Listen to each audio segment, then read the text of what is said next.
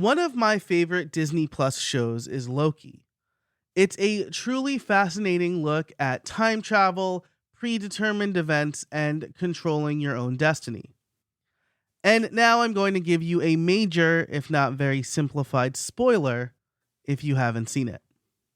See, in the finale, Loki masters the ability to time slip or transport to any time, any place, and in any timeline. For all intents and purposes, a timeline is a parallel universe if you're not familiar with the multiverse in Marvel. This also allows him to relive events over and over again. So as all of existence faces eradication, he can take as much quote-unquote time as he wants to learn how to save all of everything and everyone on every timeline. He continuously, over thousands of years, learns everything he needs to learn and practices through trial and error to improve his process and his odds of saving everything and everyone. And while we don't have thousands of years or the ability to time travel, we do have the ability to take a step back and consider the question, what's missing? Hey everybody, Joe Casabona here. This is episode 404 of How I Built It, and I'm going to ask you the question, what's missing from your process? You can find all of the show notes for this episode, and you can join my mailing list over at howibuilt.it/404. For members, I'm going to be talking about thinking about my own production toolkit and process and wonder if it's time to ditch Descript for my recording and editing. If you want to become a member, you can click the link in the description, or you can find that link over at howibuilt.it/404. But for now, let's get to the intro and then the episode.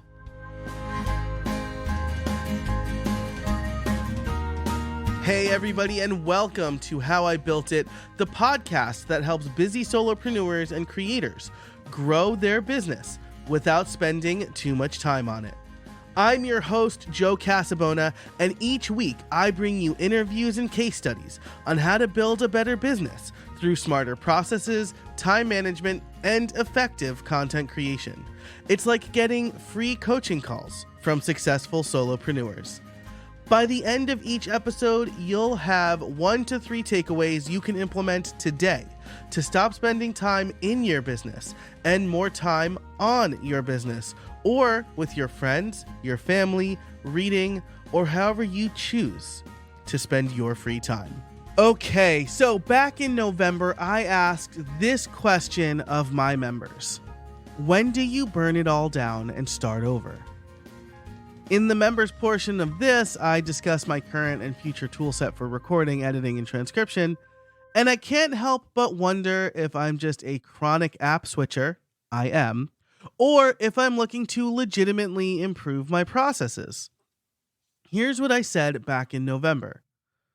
So, when do you burn it all down and start over? I think it's when the frustrations start getting in the way of you working efficiently.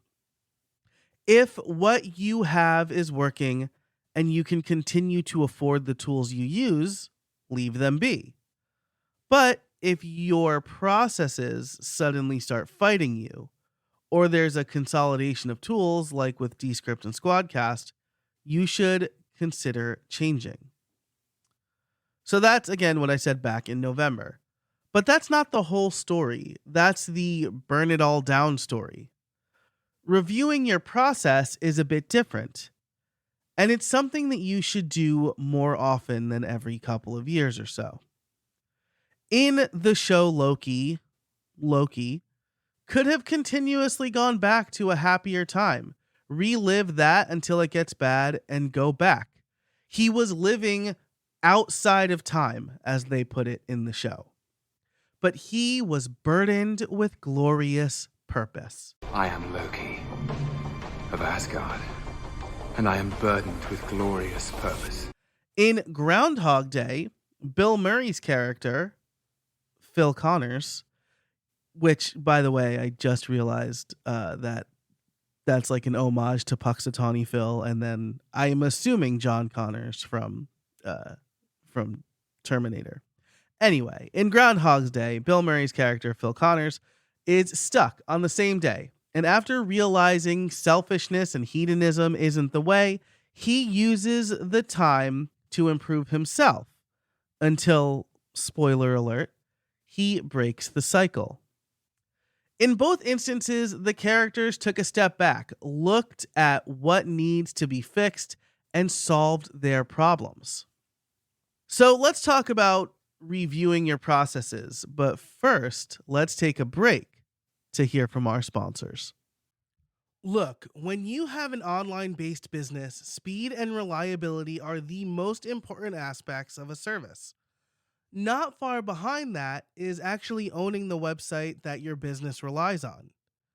When you own your website, you're not subject to an algorithm, changing terms, or accidental shutdowns. That's why I'm so excited that Liquid Web is back as a sponsor of How I Built It this year. Their Cloud VPS is some of the best in-class hosting you can get when your business relies on your website. From speed to security and protection to regular backups, with Liquid Web, you can trust your website will remain in tip-top shape. Not technically savvy? Don't worry. Liquid Web offers fully managed hosting, which means they have a team of knowledgeable experts looking after your website for you, so you can focus on running your business. If you need fast, reliable, and secure hosting for your business, check out Liquid Web. Head over to howibuilt.it/liquidweb today. Hey there. One of my goals in life is to help busy solopreneurs and creators like yourself win back your time and spend less time in your business. It took 3 kids and a global pandemic for me to understand the power of using my time wisely. And I want to make sure that you don't need to go through the same thing I went through. That's why I want to tell you about my membership.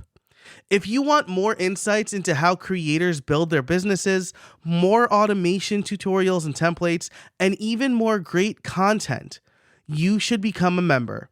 You'll get ad-free extended versions of this podcast, access to my automations library, my Friday members-only newsletter called The Automated Solopreneur, live stream archives, and more. All of that for less than 2 cups of coffee from Starbucks. So if you want to win back your time and get even more insights into how creators build their business, head on over to casabona.org/join and sign up today. You won't regret it.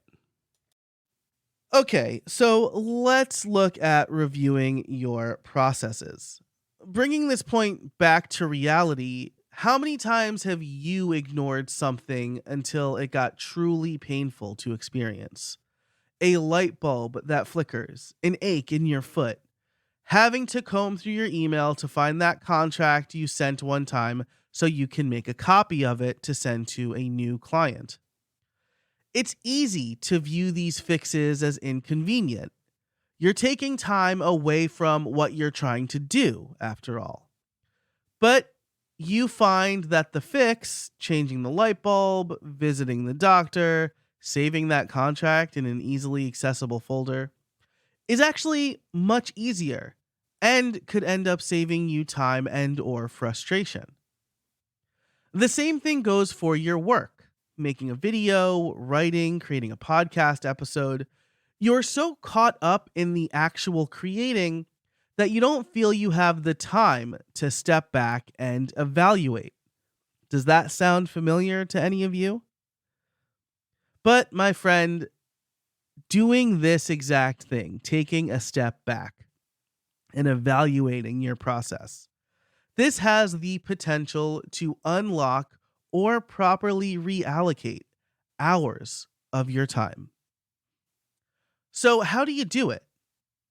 Well, I think that there are 2 paths. The first one is to think about what takes the most time. You can ask yourself what takes the most time and eliminate or improve that. For example, when I first started this podcast, I would edit each episode. But I quickly realized that this was the longest part of the process and I wasn't particularly good at it, which is also something I hear from my clients and students. Editing easily takes the most time. So I decided to hire an editor. He does for about $50 an episode what would usually take me 1 to 2 hours per episode. So not only was I eating up a lot of my time, but in terms of billable hours, I was losing hundreds of dollars per episode. If there is a bottleneck in your process, that's a great place to start improving. If you do something and it's just eating up your time, and especially if you don't like doing it, it is a prime area for improvement. The other thing that you can do is think about the lowest effort improvement. Perhaps the improvement that would take the most time would also take a high level of effort to fix or would cost funds or cost money that you don't have yet. So conversely, you could consider the easiest thing to improve and do that. A great example of this in podcasting is using a scheduler to book your guests instead of figuring out a time via email. The scheduler is easy to implement, free to start, and saves a ton of time and confusion getting guests booked. I've gone back and forth over multiple days getting a time set. There's the whole what works for you dance because you don't have direct access to their schedule. You have the time zone dance. Where are they? Are we close to daylight savings time? Are they in Arizona? Arizona has its own rules for daylight savings time. No one knows what time it is in Arizona in November. No more because I use a scheduler.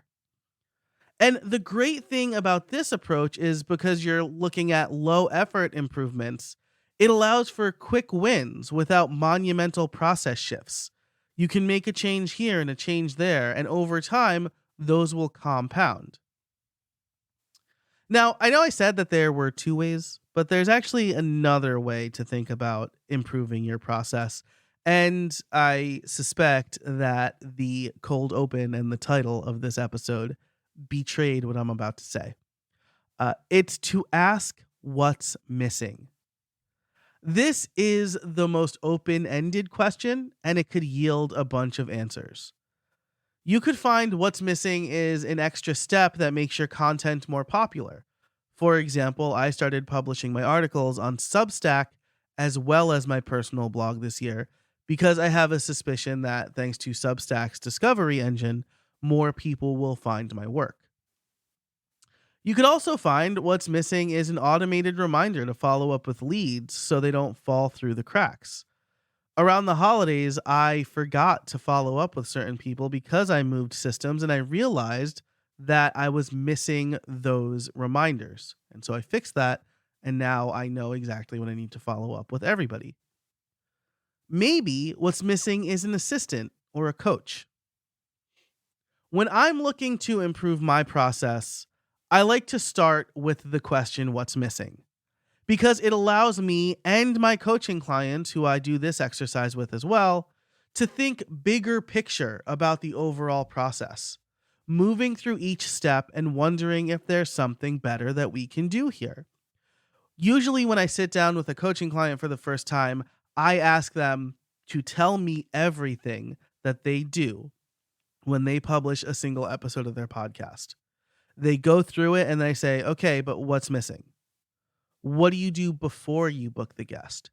What do you do after you edit the episode? What's missing from the process that you just told me? And we usually end up with a much longer list than they anticipated and plenty of places where we can save them time. Here's an example of me doing this exercise recently with these solo episodes. The original process was to make an outline, record some thoughts in Descript, make some light edits for content, and then publish. So as I approached this process, I asked, what's missing? And here are some of the answers I came up with. There's not a clear story I'm telling. These episodes aren't as polished as my interviews, which are edited more for both audio quality and content. And there's not a clear show document or notes for my VA to use to upload the episode to Transistor, because I'm usually just doing this based on an outline that I created. I'm not creating the full document. And so usually she ends up asking me what to do. I realized that I was spending all of my time on doing basic edits because I didn't have a clearly defined thought progression every time I recorded. I would just have an outline. So I would talk a little bit, get off track, ramble, then make an edit point to edit that out. Then, like I said, when my VA went to upload those episodes, she never knew what to write in the description box because I didn't provide anything for her, because I just recorded the episode. These were big problems in my workflow because I thought solo episodes were going to be easier than interviews. And I should say that they're big problems in my workflow because I didn't take the time to define the process, because I thought that they were going to be easier than interviews. And they are. But I'm still trying to produce good content here. So how do I fix these problems? Well, through this exercise, I found that the main issue was the lack of a clear story. I've been talking for at least the last 6 months about the importance of good storytelling in podcasting, how storytelling is going to help you differentiate from every podcast out there. And I wasn't doing a good job of that on my own podcast. So I knew I could kill two birds by adding a script, which in turn becomes articles that you read on my blog or on Substack. The script allows me to hash out my ideas and formulate a good 3-act story with a hopefully gripping open that got your attention. But it also gives me clear copy for my VA to add to the description. I usually just copy and paste the text that is serving as the cold open. I also made the decision to send solo episodes to my editor. He can edit for content and polish up the audio better than I can. By asking what's missing, I was able to make several improvements to these solo shows. So to wrap up, I want to point out something that you may have realized. It doesn't seem like I'm saving time by swapping the edit for writing a script. And you're right. It may not always be true that you're saving a bunch of time by improving your process. But as I talked about in my piece, Great Things Require Time, it's about taking the right shortcuts or saving time in the right places so that you can focus on the really important bits. In my opinion, swapping the edit for scripts or for writing scripts creates much better content. And early indications on my podcast stats show that you think so too. Plus, I usually write an article for my blog and newsletter anyway. Some minor tweaks and that content now serves 3 purposes, which ultimately does save time. But that's not really the point, right? I swapped out editing for script writing. When both Loki and Phil from Groundhog Day had a problem to solve, they weren't trying to save themselves time. They were trying to leverage the time they knew they had and make the most of it. That's what a good process does for you. It allows you to use your time wisely so you can do your best work. That's what you can gain from asking what's missing. Thanks so much for listening to this episode of How I Built It. You can find the article for this episode, as well as the ability to join my mailing list or the membership over at howibuilt.it/404. You will get bonus points if you write in and tell me the little Easter egg I hid in the topic of this episode.